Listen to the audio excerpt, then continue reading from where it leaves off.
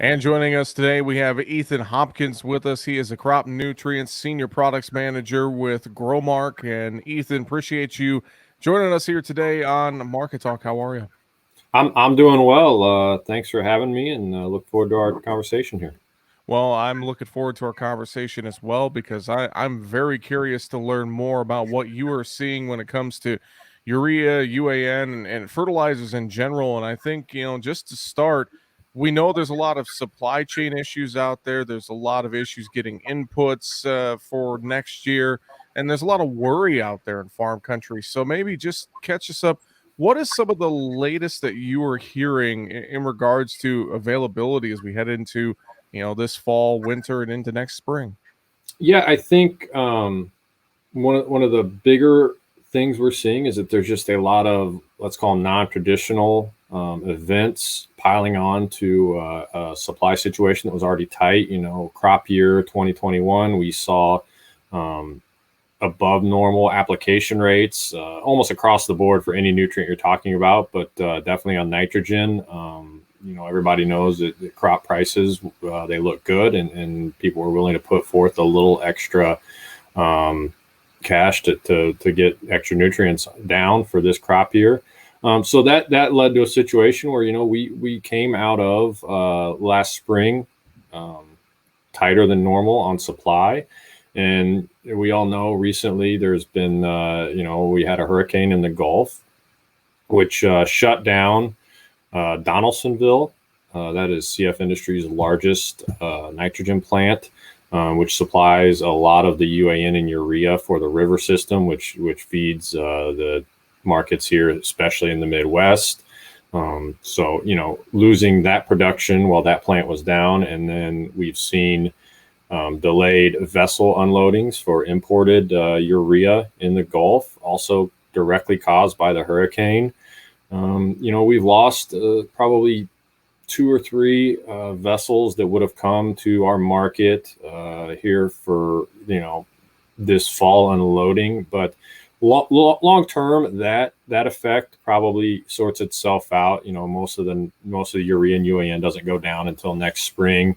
So some of the issues we're seeing caused by the hurricane, those should sort themselves out in time. But the bigger concern for us is probably the lost production that we've seen here and caused by weather events. Mm-hmm. There's also a COVID factor there. We saw this summer several nitrogen producers had prolonged plant shutdowns. Generally, every summer during the slower time, most nitrogen plants will have what they call a turnaround, where they shut the plant down, they do their maintenance, and then they come back up. Due to COVID last summer, a lot of those were delayed. They didn't want people, outside crews coming in, causing any sort of outbreak or issue that could cause staffing issues and cause them to shut down for a prolonged period of time. So obviously, everybody, out there has, whether it's vehicle maintenance, equipment maintenance, the longer you put that off, the more likely you are to uncover additional issues. So some of those plant turnarounds and shutdowns took longer than expected and also took additional supply out of the market. Well, Ethan, we talk about some of those events and some of those shutdowns, just looking at product, and obviously that's going to be reflected in price. And I know that's another area of concern for folks as we look at the entire landscape of fertilizers. I mean, we're seeing a lot of prices skyrocket. We're seeing the prices of a lot of things go up. Markets are higher, which means the cost of inputs are going to be higher. But talk to us about prices and what you're seeing in that regard for our fertilizer. Yeah, without getting too specific, I don't want to get into dollars and cents here, but general trends. We've obviously seen tightness in supply generally causes higher prices. We've seen that. We're seeing it. Whenever there's a called a weather event, like we recently saw in the Gulf, that creates an immediate, maybe an exaggerated situation when it comes to price increases due to supply cuts.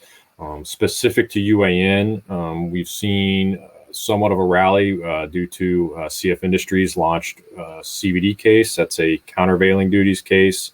Essentially, they're wanting to apply tariffs onto imported UAN from Russia and Trinidad.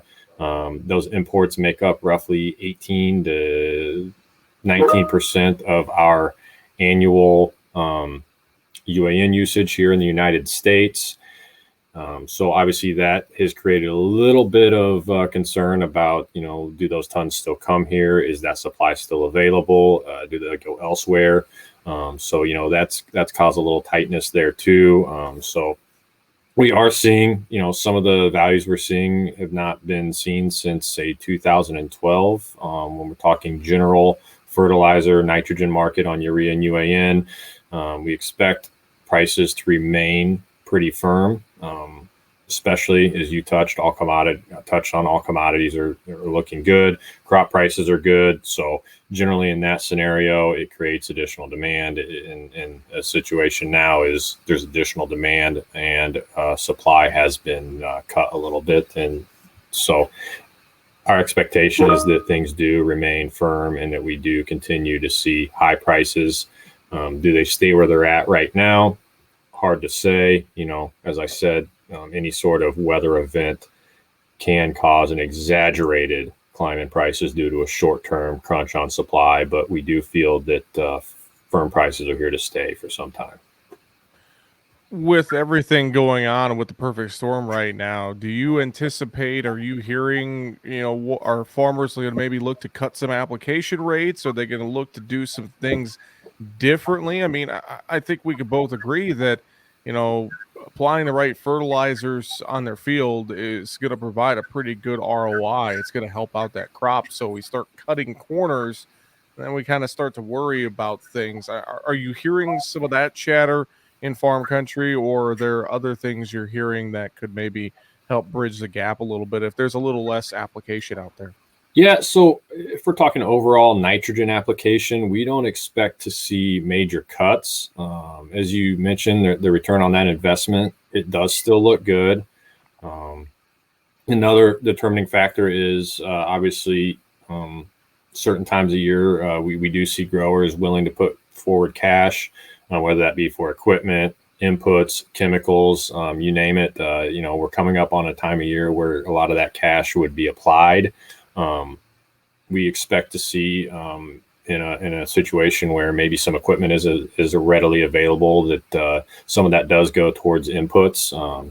And one thing we do expect to see is in areas where fall ammonia application is an option. We'd expect to see maybe a little additional fall ammonia application over the concerns about not just price, but the availability of UAN and urea supply next spring. So we expect normal applications on nitrogen.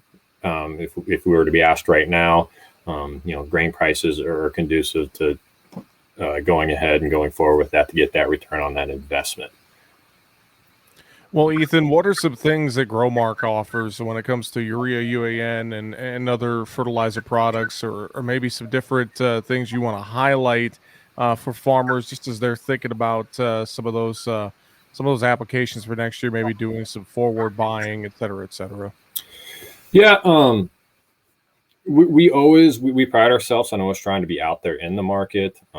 We always, at most times try to have a price available, barring any, call it like an act of God event, like, we just saw with the hurricane. At certain times it's tough to have price or even have a forward price out there, but we do always try to make available to the dealers we work with, our FS members, for them to be able to be out there in the market. I think the GrowMark system with the FS and the dealers we work closely with, they do have a lot of knowledge there with their crop specialists. We're always trying to feed them information, our recommendations, our guidance to them. So, I think one thing we do well is we just try to keep our dealers informed, and those dealers then through their crop specialists and their FS crop specialists are able to really have touch points with the farmers and share some of that same guidance that we're seeing. Well, Ethan, we touched on quite a few things with the topic of fertilizers and urea and UAN and everything. Any other final thoughts you have for us? Anything you want to reiterate or anything else you'd like to share today? I think this crop year on nitrogen, it's going to be very critical that there's more forecasting and more planning than in years past.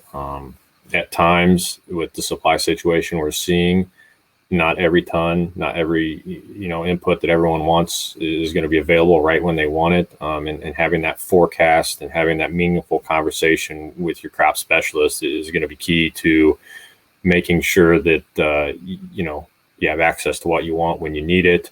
And again, having a little flexibility between nitrogen sources, whether that's saying, okay, I'll put down a little extra fall ammonia this year, or maybe, hey, I'm gonna do 2 passes with the UAN this spring when I normally only do side dress, post plant application. Just having that flexibility and that conversation with your crop specialist about what the options are, and being prepared. If that crop specialist comes to you and says, hey, I have an opportunity to get some nitrogen down in the form of whether it be ammonia, UAN, urea, and just having that flexibility to let trust in them that they have your best interest out there, and that they are just trying to make sure that you get the nutrients you need.